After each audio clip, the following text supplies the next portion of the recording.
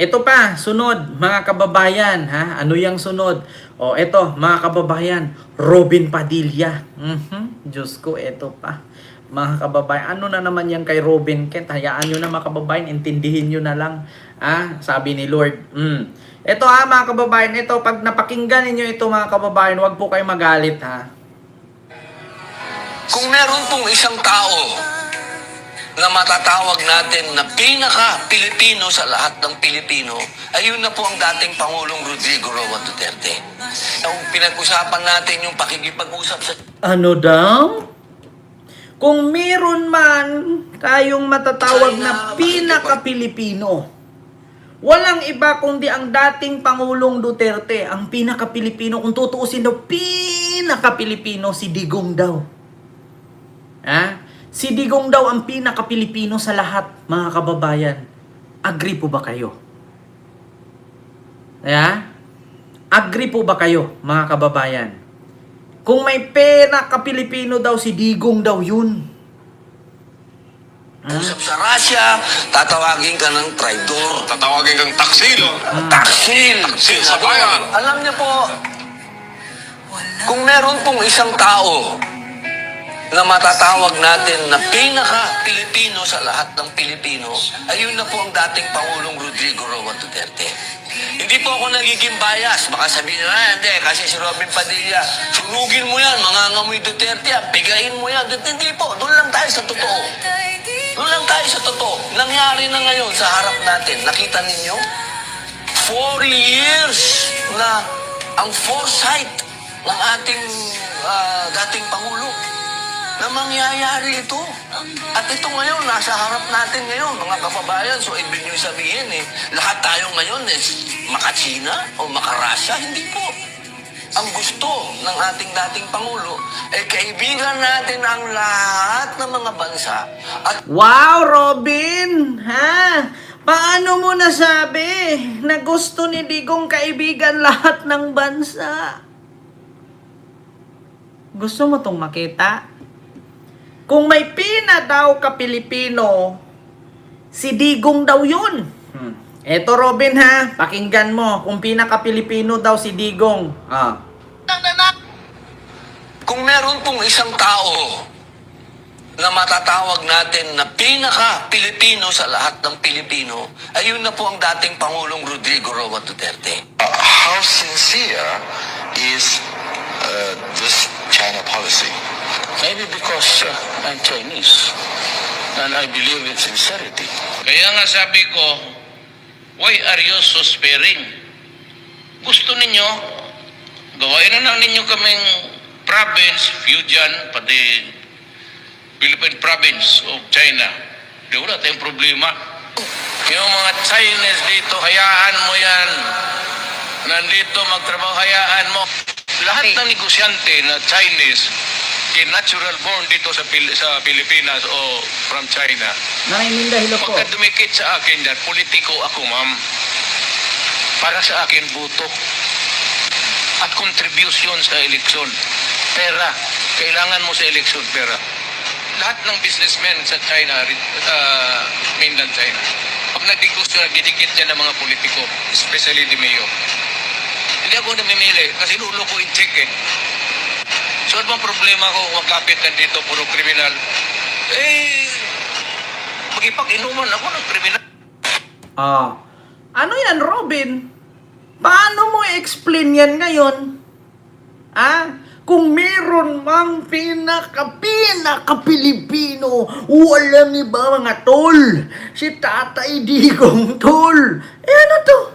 Kung meron pong isang tao na matatawag natin na pinaka-Pilipino sa lahat ng Pilipino, Paano yun, Robin? ayun na po ang dating Pangulong Rodrigo Roa Lolo niya, Chinese tayo. How sincere is this China policy? Maybe because I'm Chinese and I believe in sincerity. Kaya nga sabi ko, why are you so sparing? Ano yan, Gusto Robin? ninyo, gawain na lang ninyo kaming province, Fujian, pati Tapos sasabihin mo kung meron mang pinaka-Pilipino si Tatay Digong, putang ina, Robin! Ginawa mong ulyanin lahat ng tao Ginawa mong tanga ang Pilipino. Robin, hindi pa kami ulyanin. Robin, hindi pa kami tanga. Paano mo i-explain yan isa-isa?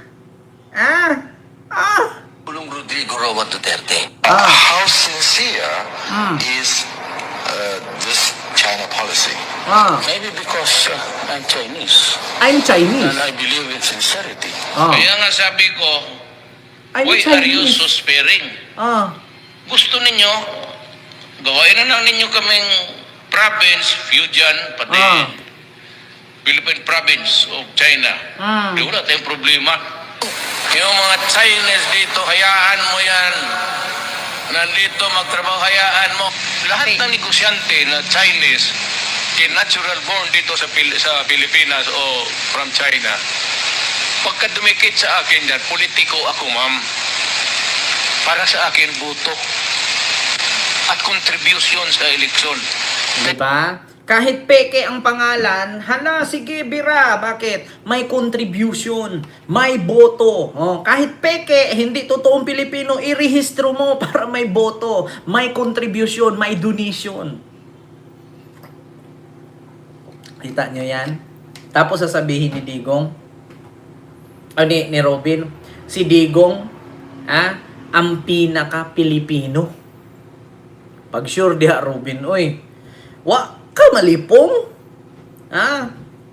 Isipin mong mabuti yan, Robin. Lahat ng bulaba sa bunganga ni Digong. Tapos ang sabi niya, ang tanging hiling lang naman ni Tatay Digong ay maging kaibigan lahat ng bansa.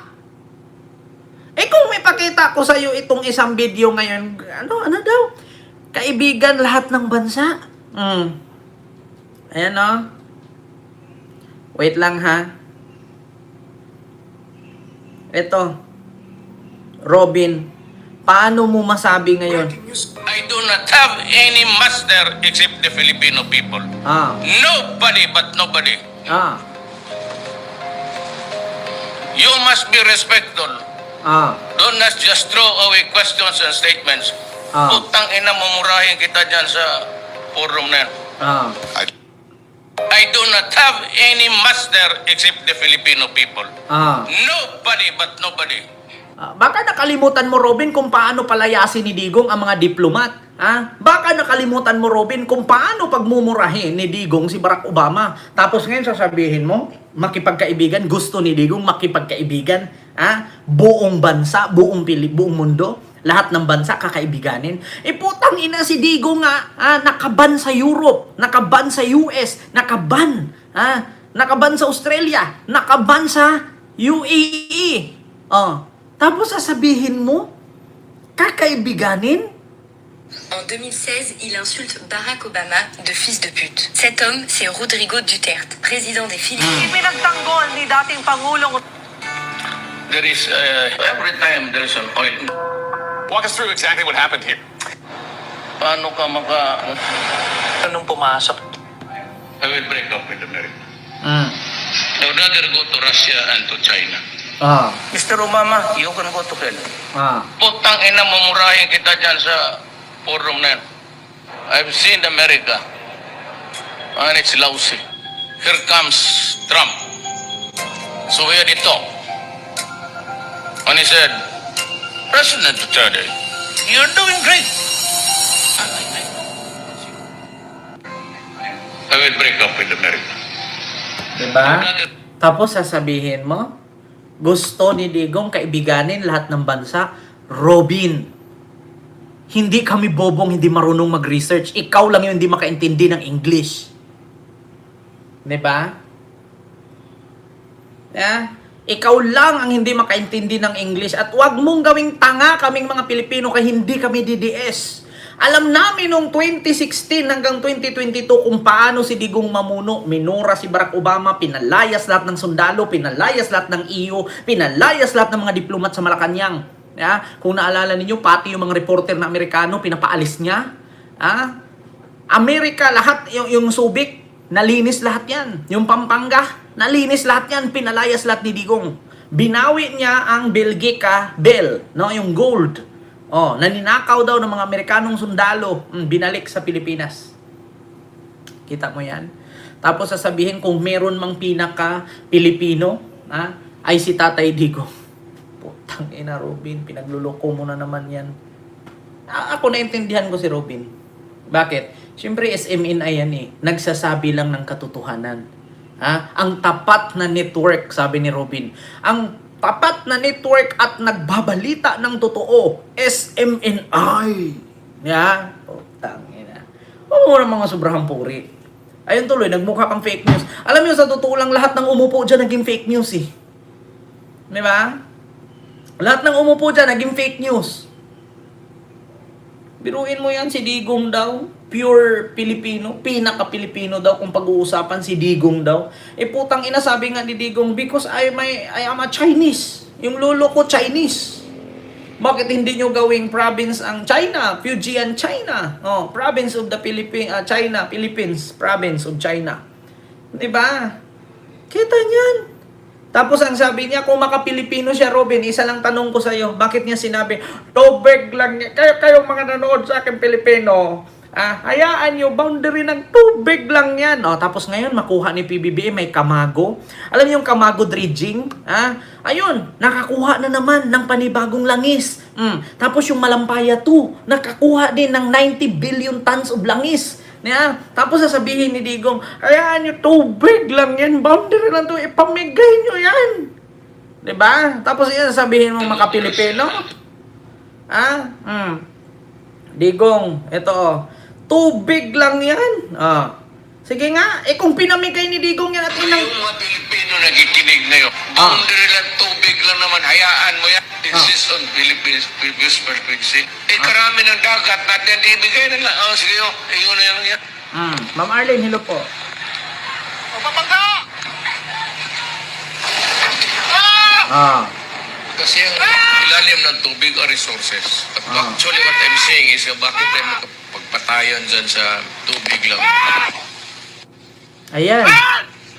I talked to my friend sa Xi Jinping, the leader of China. Kasi nakaibigan ko talaga. And I value his friendship and his word. My friends, marami kaming Chinese dito sa Pilipinas. Ancestry namin, Chinese. 非常高兴及吉祥庄户 Ancestry namin Chinese. Tapos sasabihin ni Robin, pinaka-Pilipino si Digong. Namin, Chinese. Ayun Marami kaming Chinese dito sa Pilipinas. Ancestry namin, Chinese. 非常高兴及吉 Kita mo yan? Ancestor namin Chinese. Marami kaming kaibigang Chinese dito sa Pilipinas.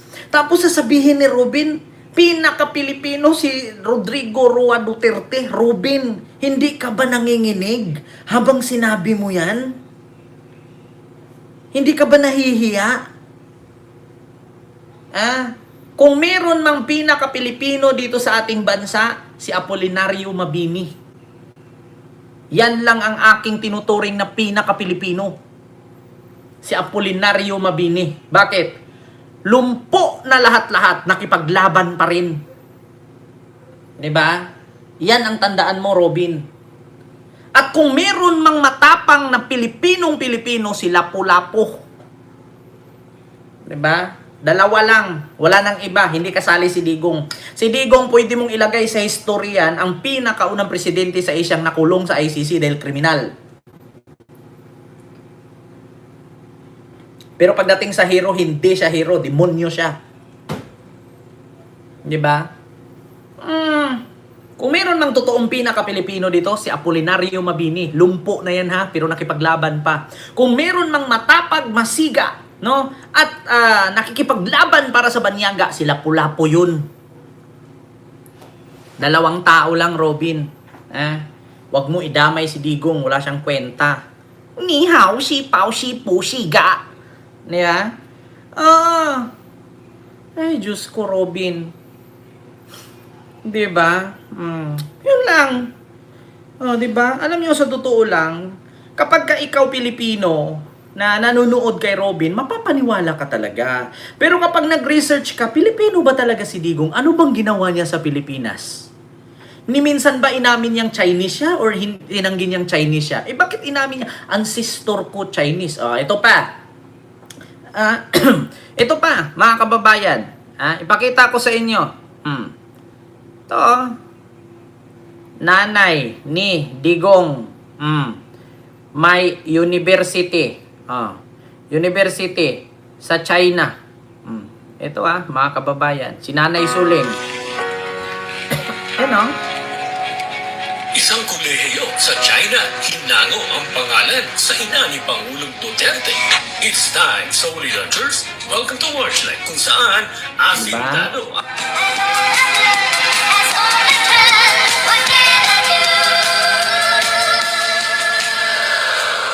Ayan Robin. Ayan. Yan yung masasabi mo? Si Digong, pinaka-Pilipino? Ano yan? Pinaka-Pilipino pero may university sa China? Ayan. Yan ang pinaka-Pilipino. Wala na daw iba. Pinaka-Pilipino. Ano na?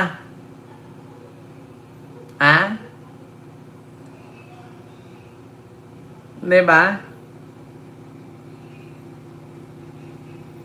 Kita nyo yan? Ayan, si Suling. Sasabihin nyo ngayon, maka-Pilipino. Diba?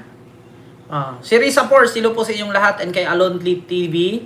Alonli TV at kay Ma'am Chaicher. No? At kay Ma'am Viola. Viola ba yun? Wala. Si Suling pala, Nanay Didigong. Si Suling. Diba? Ayan, Robin. Sinong lilinlangin mo? Ma'am Etchin Channel. Hello po. And kay BMB Pretty Page. Hello po. Yeah? Sinong nililinlang? Sinong nililinlang ni Robin? Hindi kami tanga, Robin. Hindi kami bobo.